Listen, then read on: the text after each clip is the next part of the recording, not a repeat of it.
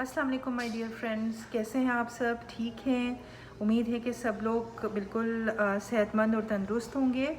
आज का जो मेरा वीडियो है ये उन मदर्स के लिए है जो अपने बच्चों की चेस्ट कंजेशन या फ्लू या रनी नोज़ वगैरह से परेशान हैं। मतलब अगर बच्चे फ्लू के सिम्टम्स बच्चों में है तो उन मदर्स के लिए ख़ास तौर पे ये वीडियो बनाई गई है, राइट। सो हम स्टार्ट करते हैं अल्लाह का नाम लेकर। बिस्मिल्लाहिर्रहमानिर्रहीम। शुरू अल्लाह के नाम से जो बड़ा मेहरबान और नहायत रहम वाला है। अल्लाहुम्मा सल्ली व सल्लिम व बारिक व सल्लिम अलैक। तो मेरी प्यारी प्यारी बहनें, मेरी छोटी बहनें जो अभी जस्ट मदर्स बनी हैं, वो भी और वो मदर्स भी जो पहले भी जिनके बेबीज़ हैं बट अभी उनके जो बेबी है इस टाइम वाला उसको थोड़ी सी प्रॉब्लम हो रही है। और प्रॉब्लम क्या है? प्रॉब्लम इधर could be runny nose, nasal congestion मतलब नोज़ पे प्रॉब्लम होना, नोज़ ब्लॉक होना और आवाज़ें आना। ठीक है।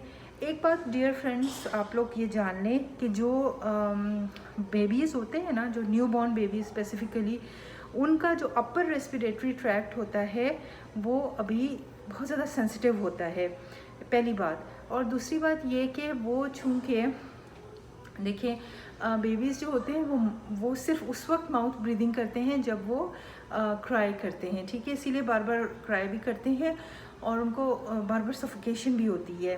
उनके छोटे छोटे नॉस्ट्रल होते हैं, छोटे छोटे से नोज़ होते हैं, जिनकी वजह से उनको मुश्किल होती है, दिक्कत पेश आती है हवा अंदर मतलब सांस लेने में, ठीक है। तो इस वजह से उनको उनके सांस से ना एक ख़ास तरह की आवाज़ भी आती है, वो आप फील भी करते होंगे। तो ये कोई परेशान होने वाली बात नहीं है, ये बिल्कुल नॉर्मल है, ठीक है। और अगर बच्चे को देखें, दो तरह के ट्रैक्ट्स होते हैं आपके, जो हवा के पैसेजेस हैं ना, जब आप सांस लेते हैं तो वो हवा अंदर जाती है, ठीक है, फिर वो आपकी ट्रेकिया में जाती है और यानी विंड पाइप से वो राइट और लेफ़्ट लंग में चली जाती है, ठीक है। तो ये जो पार्ट है नोज़ का, फिर आगे थ्रोट का, यहाँ तक वोकल कॉर्ड तक, ये जो है ये अपर रेस्पिरेटरी ट्रैक्ट कहलाता है, यानी ऊपर का हिस्सा। और दूसरा लोअर रेस्पिरेटरी ट्रैक्ट है, नीचे का। ज़्यादातर इन्फेक्शन जो है वो लोअर रेस्पिरेटरी ट्रैक्ट में होते हैं, अगर इन्फेक्शन हो यानी, तो उसमें नमूनिया और चेस्ट वगैरह जो है वो इन्वॉल्व होता है सारा, ठीक है।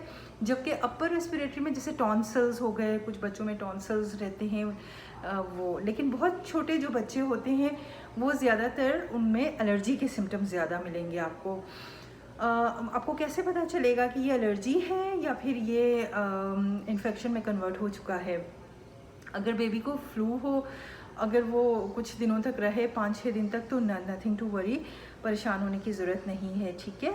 और उसके लिए आप प्रिवेंशन या उसका इलाज आप कैसे करेंगे कि या अगर बेबी को कोल्ड फ्लू हो, स्टफ़ी नोज़ हो या रनी नोज़ हो, तो आप उसका इलाज कैसे करेंगे?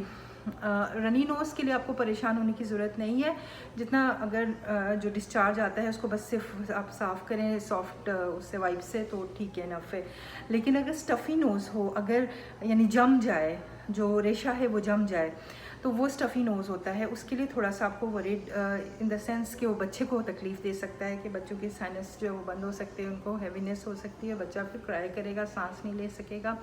तो उसके लिए आपने क्या करना है, बेबी को या तो आप अपने लैप पे उसको अपने शोल्डर पे लेटाएं, ठीक है, इस पे चेस्ट पे, और उसकी जो बैक पे ना टैप करें पीछे से, यूं यूं यूं यूं आपने उसे टैप करना है। ये होता है बेसिकली जो बड़ों में हम कपिंग करते हैं, यानी हैंड से हम उसको चेस्ट को बैक से हम यूं यूं यूं यूं दोनों तरफ हम उसको मारते हैं, ऐसे ऐसे ऐसे ऐसे।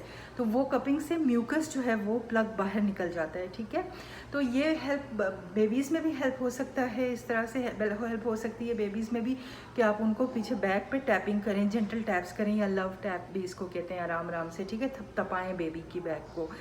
तो इसके बाद देखिए आप अक्रॉस नी भी उसको बेबी को लेटा सकते हैं अपनी टांगों पे, अपनी नीज़ पे, और फिर आप उसको टैप करें, ठीक है, बैक पे टैप करें, यानी आपने अपनी लेग्स पे लेटाया बेबी को और पीछे से उसको बैक पे टैप किया। आपको याद होगा कि अगर आप में, if you are lucky enough to have your mother in laws, like I have अल्हम्दुलिल्लाह my mother in law, and I had my mother in law also there when my kids were young enough.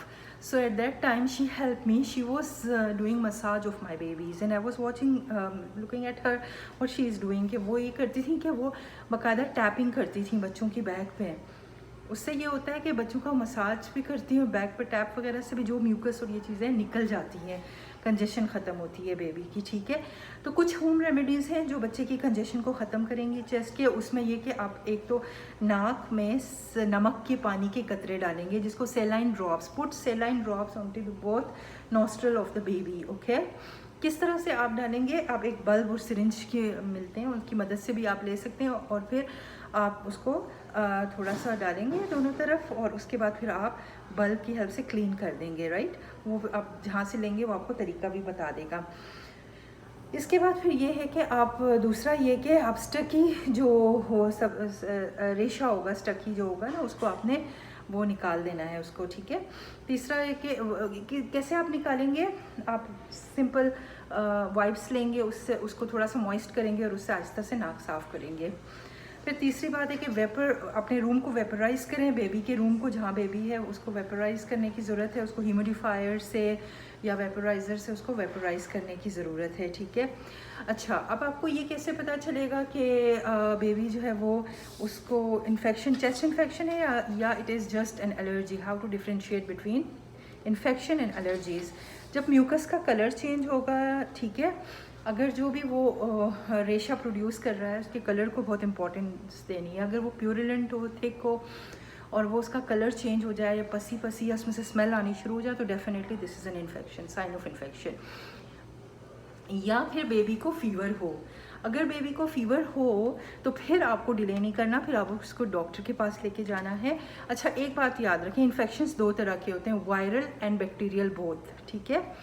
Viral और bacterial infection जो है वो viral थोड़ा prolong भी लेता है और उसमें भी फीवर का पैटर्न डिफरेंट होता है, लेकिन दोनों इन्फेक्शन में हम एंटीबायोटिक, यानी अगर दोनों में से अगर वायरल इन्फेक्शन है तो उसमें हम एंटीबायोटिक नहीं देते, जबकि बैक्टीरियल इन्फेक्शन में एंटीबायोटिक देने की ज़रूरत होती है, लेकिन वायरल इन्फेक्शन में एंटीबायोटिक नहीं दी जाती, ठीक है। ये चीज़ बहुत इसको डिफ्रेंशिएट करना बहुत ज़रूरी है कि वायरल इन्फेक्शन और बैक्टीरियल इन्फेक्शन। और अव्वल तो ये कि आप एलर्जी और इन्फेक्शन में डिफ्रेंशिएट करें ना। जैसे मैंने बताया, अगर क्लियर फ्लूइड आ रहा है तो कोई ज़रूरत नहीं आपको परेशान होने की, वो एलर्जी में होता है, ठीक है। और अगर आपको लगता है कि नहीं ये थोड़ा थिक हो चुका है और थोड़ा सा इसमें से स्मेल भी आ रही है और बच्चा जो है वो अब क्रैंकी ज़्यादा है, रो रहा है ज़्यादा और ज़्यादा वो जो है उसकी तबीयत, सांस उसका तेज़ तेज़ चलना शुरू हो जाए, जिसको टिकपनिया कहते हैं, अगर वो हो तो फिर इस हालत में आपको बेबी को फ़ौरन हॉस्पिटल ले जाने की ज़रूरत है। अगर उसका फ़ीवर 100 से ऊपर हो तो आप घर पे ही पेनाडोल मत देते रहें, उसको हॉस्पिटल ज़रूर लेकर जाएं, चेकअप करवाना ज़रूरी है। छोटे बच्चे बता नहीं सकते चूँकि, इसलिए उनको केयर करने की ज़रूरत होती है पेरेंट्स को, मदर्स को। तो अगर फ़ीवर नहीं है तो फिर तो मैंने आपको बता दिया, लेकिन अगर फ़ीवर है तो फिर आप हॉस्पिटल ले जाएं। अगर वायरल है तो डॉक्टर आपका मतलब वो चीज़ें देंगे, मेडिसिन, जिससे फ़ीवर कम होगी और वो आपको थोड़ा सा श्योर भी करेंगे। लेकिन अगर वो उनको समझ आती है कि बेबी को बैक्टीरियल इन्फेक्शन हो सकता है, या समटाइम्स ऐसे भी होता है कि वायरल के साथ सुपर इम्पोज बैक्टीरियल इन्फेक्शन भी हो जाता है, तो उसको प्रिवेंट करने के लिए अब हम एंटीबायोटिक का यूज़ करेंगे। यहाँ पर फिर वो बेबी के वेट को देखते हुए, वज़न को और उसकी एज और वेट को देखते हुए आपको डॉक्टर बताएगा एक ख़ास मुद्दत के लिए दवा, जो कि आपने उसी मेजरिंग, जो उसके अंदर मेजरिंग सिरिंज या मेजरिंग स्पून मिलेगी उसके साथ ही आपने देना है। आम घर का स्पून यूज़ नहीं करना, ठीक है। इससे फिर आप एंटीबायोटिक के डोज का भी आपने बहुत ख्याल रखना होता है कि डोज स्किप ना हो। इन केस अगर डोज स्किप हो जाती है तो फिर आपको उसको डोज जो है वो नेक्स्ट डे की, अगर सपोज स्किप हो गई तो नेक्स्ट डोज में उसको कवर अप करना पड़ता है, ठीक है। और जितनी ड्यूरेशन के लिए उसको एंटीबायोटिक डॉक्टर यूज़ करवाएंगे वो आपने ज़रूरी करना है। लेकिन याद रखिएगा कि हर इन्फेक्शन जो है वो, जैसे मैंने पहले भी कहा, उसमें एंटीबायोटिक की ज़रूरत नहीं होती। ये मेरा मैसेज आज का टेक होम मैसेज ये है कि every infection does not need antibiotic, ठीक है। हमें एंटीबायोटिक को क्यों इस तरह से यूज़ नहीं करना चाहिए, क्योंकि उससे रेजिस्टेंस डेवलप होती है। आपका बच्चा नेक्स्ट टाइम जब उसको एंटीबायोटिक की ज़रूरत होगी और जब उसे एंटीबायोटिक दी जाएगी तो वो उसको रिस्पॉन्ड नहीं करेगा, फिर उससे ऊपर के लेवल के एंटीबायोटिक को यूज़ करना पड़ेगा, राइट। तो इन चीज़ों का आप बहुत ख्याल रखें। और एक कंडीशन में ज़िक्र कर लूँ, उसको क्रूप कहते हैं। उसमें बच्चा जो है वो बहुत ज़्यादा स्ट्राइडर, बहुत ज़्यादा आवाज़ प्रोड्यूस करता है, बहुत ज़्यादा, जैसे मतलब उसके चेस्ट से आवाज़ आती है। उस सूरत में बच्चे को नेबुलाइज कराने की ज़रूरत होती है। ये भी वायरल होता है, इसमें भी एंटीबायोटिक डॉक्टर नहीं देगा। अगर आप बच्चे की कंडीशन देखते हुए आप घबरा जाएं और आप इंसिस्ट करें कि नहीं डॉक्टर साहब आप एंटीबायोटिक दें, तो फिर आप गलत हैं, ठीक है। बच्चे को नेबुलाइज करवाने से ही बच्चे को फ़र्क पड़ेगा। और ये ज़्यादा उन बच्चों में होता है जो थोड़े से बड़े होते हैं, न्यू बॉर्न से थोड़े से बड़े हों, उनमें ज़्यादा इसके चांसेस होते हैं। तो वो बच्चे जो हैं इनको फिर नेबुलाइज करवाने से ही फ़र्क पड़ता है बच्चों को, ठीक है। नेबुलाइज क्या होता है, वो एक मशीन होती है जिसके ज़रिए से आप बुखारात जो हैं वो आप बच्चे के अंदर वो करते हैं। और वो तो जब क्रूप अगर जैसे मैंने बताया कि बहुत ज़्यादा नॉइज़ी चेस्ट होगी या कंजेशन होगी, तो फिर तो ये है कि वो डॉक्टर आपको मेडिसिन के साथ नेबुलाइज करेगा। लेकिन समटाइम्स छोटे बच्चों में आप सिंपल नॉर्मल सलाइन से भी नेबुलाइज करवा सकते हैं, यानी बुखारात दिलवा सकते हैं नॉर्मल सलाइन से भी, सिंपल, ठीक है। ये कुछ बातें थी, मैंने कहा आपसे डिस्कस कर लूँ। आई होप कि आपको कुछ समझ आई होगी। फिर भी अगर आपका कोई क्वेश्चन है छोटे बच्चों से रिलेटेड, तो you can ask me in the comment box. Thank you so much and please don't forget to give me a thumbs up, ताकि मुझे भी इंकरेजमेंट मिले और नेक्स्ट वीडियो के लिए मैं टॉपिक प्रिपेयर कर सकूं, राइट। अपना और अपनी फैमिली का बहुत ख्याल रखिएगा और दुआओं में ख़ास तौर पे याद रखिएगा। अल्लाह हाफिज़।